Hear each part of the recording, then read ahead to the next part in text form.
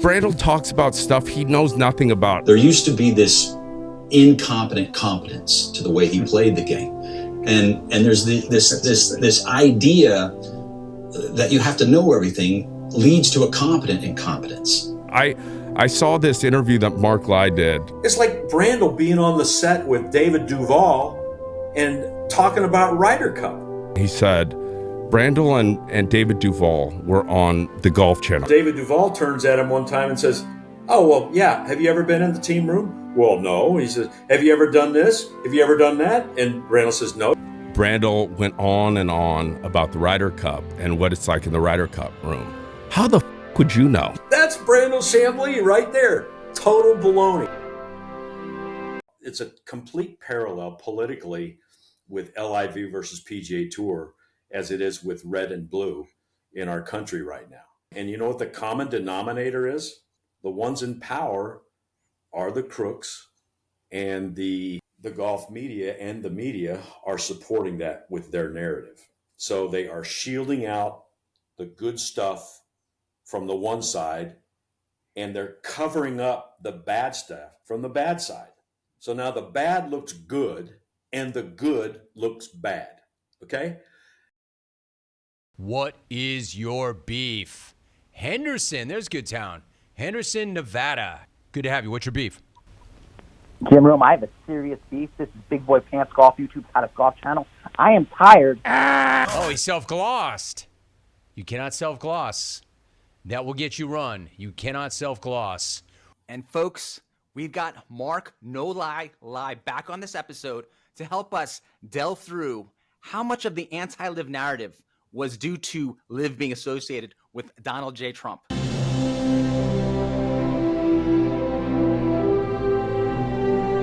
Well, I think it kind of evolved into more hatred for LIV because, you know, Trump, tit for tat. I mean, everything is good with the PGA Tour. You stay in good graces with them only if you play along. It's their way or the highway. There's nobody that's asking questions in the room. They're only given answers. I played in the Doral Eastern Open in the late 70s all the way through, you know, the 90s. It was the Doral Ryder. It had all kinds of different sponsorships through the years. It was a great event. And the golf course was losing its luster. So Donald Trump had taken it over, and he had a deal with the PGA Tour. And they said, look, you know, you've got to put money into the resort, and we'll keep you in the rotation. If you kind of keep doing that, then we'll keep going. So they turned it into a World Golf Championship event, and it was probably one of the most successful events out there. You know, I remember when Popeye, Craig Perry, holed a shot on the playoff hole against, I think it was Scott Verplank. I mean, it was electric, and all the big boys played there. That was an event that had been around since the 60s. So I was talking one day after I had heard the move was going from Trump Doral to Mexico, and I'd played the course in Mexico, and I was asking around a guy named Jim Herman, who actually has played a lot of golf with Trump. I think he even works for Mr. Trump at Bedminster sometime, but Jim Herman's a touring pro. I think he's won 3 times on the PGA Tour.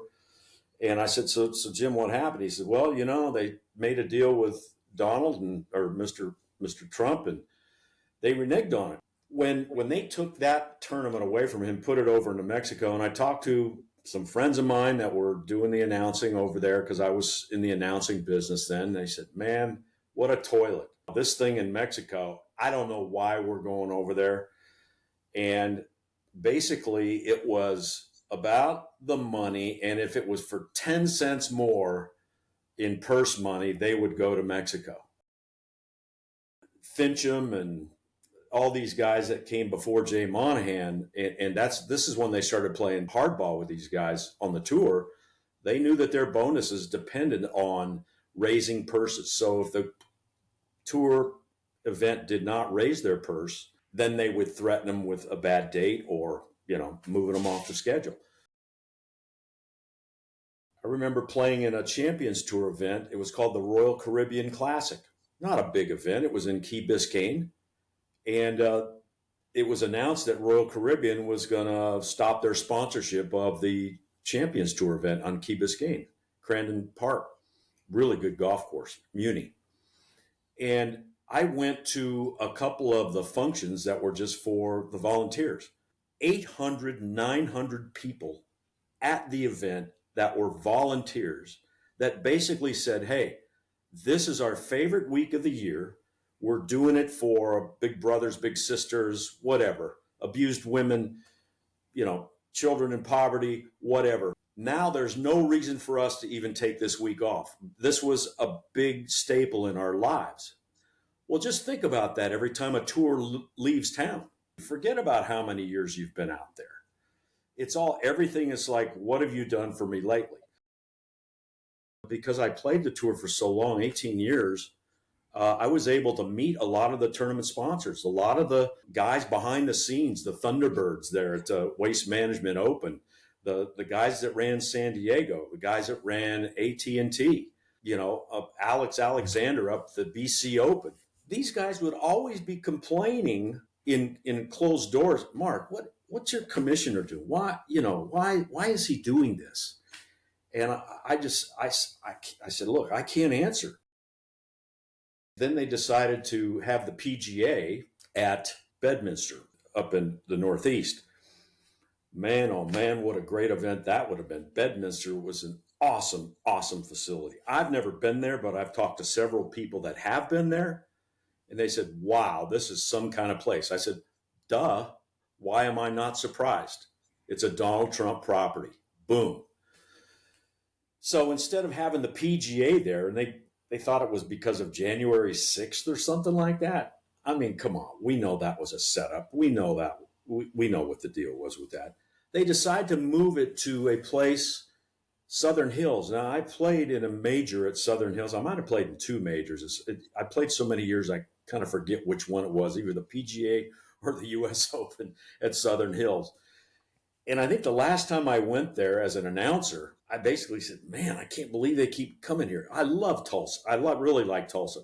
But Tulsa in August, whew, man, that's when they played it. I said, man, this thing needs to be out of the rotation. So when they picked Bedminster, I said, wow, that's perfect. So now they're saying, okay, now we can't even have Trump owning this place and we can't have a major championship there. So they take it over to Tulsa, Oklahoma. And like I said, I love the people that I met there in Oklahoma and Cedar Ridge and some of those great courses out there. But it ain't no Bedminster. I can't believe the PGA cut off its nose to spite its face. They threw away a ton of money. They're all ganging up on Trump, not just the PGA Tour, not just them, but the R&A. They, because of Donald Trump, decided to take Turnberry out of the Rota. Now, I played in two events over there. The Open Championship, the year that Tom Watson beat Jack Nicklaus. It was called the Week in the Sun or whatever it was called. Great historic event. Great event. I thought that place was magical. And it was going through some rough times, and then they've had the Open there since. I remember when Tom Watson lost to Stuart Sink in the playoff, bogeyed the last hole, hitting a perfect. There's a lot of history there, and some great championships that were held in Turnberry. But they would rather cancel an event or take that tournament or that course out of the Rota because Donald Trump owns it. And I just say, where's it going here? Where do we draw the line? So that's why the alliance with LIV, that's the alliance. The alliance is LIV says, look, we want everybody, here. We want to play around the world. We want to do this. We want to do that. We don't want to keep this thing political. And the tour is so political, it's not even funny. They even had a tournament that benefited the Clinton Foundation. How about that? 1 year. Who knows what deals were made there to have the Clinton Foundation a benefactor of a PGA Tour event. But could you see that happening with Donald Trump? I don't think so. We are on the 1 year anniversary of the June 6th merger. Donald J. Trump predicted that eventually LIV and the PGA Tour would merge. We've got the election coming up in November. How much of this dragging of the feet do you think is potentially related to the PGA Tour and the golf establishment not wanting Donald J. Trump to look like he's correct about the merger? Boy, if they're going that far to discredit a guy who has been right, I don't know, 90% of the time, maybe 95% of the time. I mean, everything that Trump says is pretty much clairvoyant. He said, look, the LIV, it's going to happen. They got to merge. Well, they kind of do. And it's only going to help the PGA Tour players. It's not going to help the LIV guys. How good would the PGA Tour be if they had Donald Trump as an asset? Okay, think about that. They had George H.W. Bush as an asset. Okay, they had George W. Bush as an asset. They had Bill Clinton as an asset. All of these things were helping the PGA Tour. All of these things. They were making it bigger than life. For them to just basically throw Trump out the window just because they don't like the guy. They don't like him because he's a business guy, right? And he's from outside coming in to a world that they have only known as theirs, and that's the PGA Tour. So they're saying, oh, yeah, we got this Trump guy. And I would think that Trump looks at Jay Monahan and says, why am I even wasting my time with this dweeb?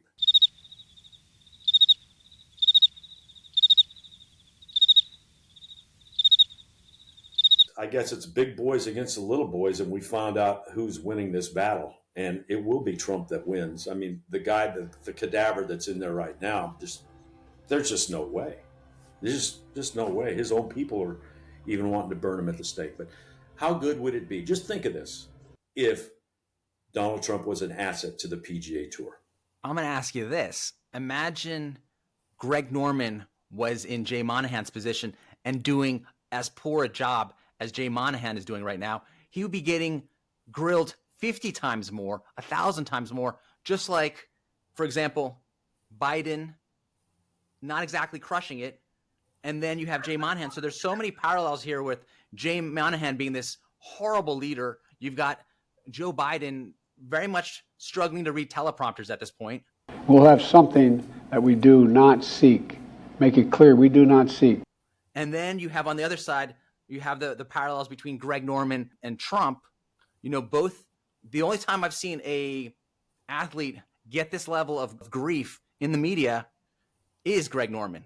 So the parallels are there. Is it because Greg Norman supported Donald J. Trump in 2016 and 2020? No, it's not. It's they were looking for somebody to blame besides themselves, the PGA Tour. And if it's not Monahan's fault, and if it's not the PGA Tour's fault for giving players name, image, and likeness, and not having the tour just suck fumes off of the players, then they wouldn't be in this position. The narrative that the PGA Tour sets is, if you don't play our way, we will just forget about giving you access. And it's already happened. Look at Greg Norman. They're not giving him access to the British Open or the Masters. He's paying for tickets. That's crazy. And so the writers and the press know this. It's a complete parallel politically with LIV versus PGA Tour as it is with red and blue in our country right now. That's the total thing. And you know what the common denominator is? The ones in power are the crooks, and the golf media and the media are supporting that with their narrative. So they are shielding out the good stuff from the one side, and they're covering up the bad stuff from the bad side.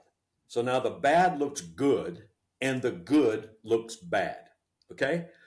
I remember when they announced they were going to Adelaide, the LIV. On Twitter, you check it out. The guy says, oh man, this is going to be a bust and there's nothing going to happen here. And what a joke it is. And so I got on there and I said, you know something? I've been to Adelaide and I played a lot in Australia. These guys are waiting for this event. And this guy says, what do you know, Lai? You're so far out of the league right now. And I said, you just wait. If I know an Aussie, like I know an Aussie, they will be there in force.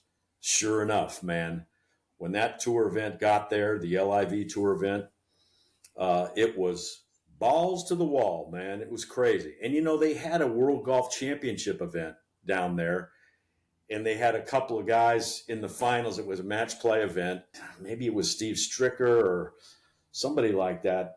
I forget, but it was a match play tournament. It was a bust. I mean, it was a complete bust. So the PGA Tour didn't really set it up right to expand the World Golf Championships. They'd have an event in China, and they'd have one in London or outside of London, but they never really adopted it like their own. They didn't. And so they basically strengthened the tour here and said, you guys from the other side of the world, whether it be South Africa, the Australian Golf Association, RNA, you guys come to us, play it our way, and we'll make nice.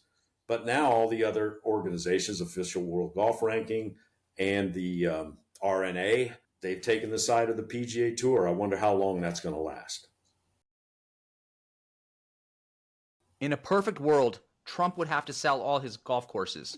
Then we'd rip down all his phony championship plaques, melt them down, and make a silver toilet seat for his prison cell. So to me, they're actually just putting the game plan out there, these journalist types, that they're actively trying to strip him of golf courses. They're always in the media saying maybe he'll lose these golf courses, or they'll try to tarnish Trump Bedminster with all the protests going on there. But now, after the post-merger talks, all of a sudden all these protest talks died down. They just went away. Yeah, well, it's basically survival from the PGA Tour. I mean, the only reason they're still viable is because Tiger's backed them. You were asking me the congruency between the press for the tour and the press for Trump. They're both the same. They are both the same. And when I see Rick Riley, it's 200 pages of funny anecdotes about how President Trump is basically a habitual cheater at the game of golf. It's not a political book, because I don't know anything about politics. What in the hell is wrong with that guy? He's got to carry a lot of hate around his shoulders to write stuff like that. I mean, let it go, man. The guy's going to be successful no matter what you write about him. In fact, it's going to make him better. It's going to make him want to succeed more and prove that guy wrong. Some guys work better when they're trying to prove somebody wrong. Donald Trump's got enough of that to go around for the next 100 years. And I know that Tiger worked like that. He basically felt like he was outcast as a junior golfer because some courses weren't comfortable with blacks playing in their junior tournaments.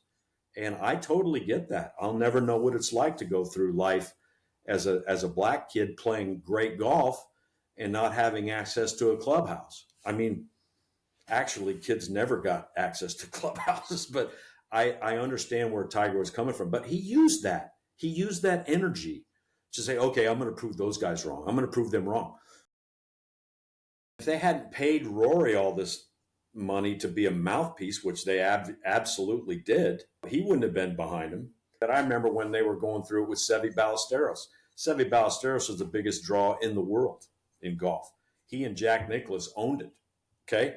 They really did. And then Tom Watson was in there. But he got tired of the shenanigans from the PGA Tour and said, I'm not going to play there anymore. Forget it. He withdrew from the U.S. Open at Baltusrol. I was playing in that U.S. Open. Claimed that he overslept. He just got tired of the bullshit. And that's what I think the players are reaching. They're tired of the BS that the PGA Tour, okay, you have to do this. You have to do that. You have to badmouth this guy. You have to say this is good and this is bad. Where these players, I mean, they all pretty much went to college. They're not dumb. They're pretty smart guys. And even outside of their sports, they're pretty dang smart. And so when the tour gives you tour speak and you're saying, no, that's not right, but, we're playing for $8 million this week, so I'm going to keep my mouth shut. Then all of a sudden, another league comes out and they're saying, hey, man, I can say whatever I want and I can get paid triple that up front. So I think that is basically a synopsis of the way things are going. Do you ever think that a Trump golf course will be used for a major?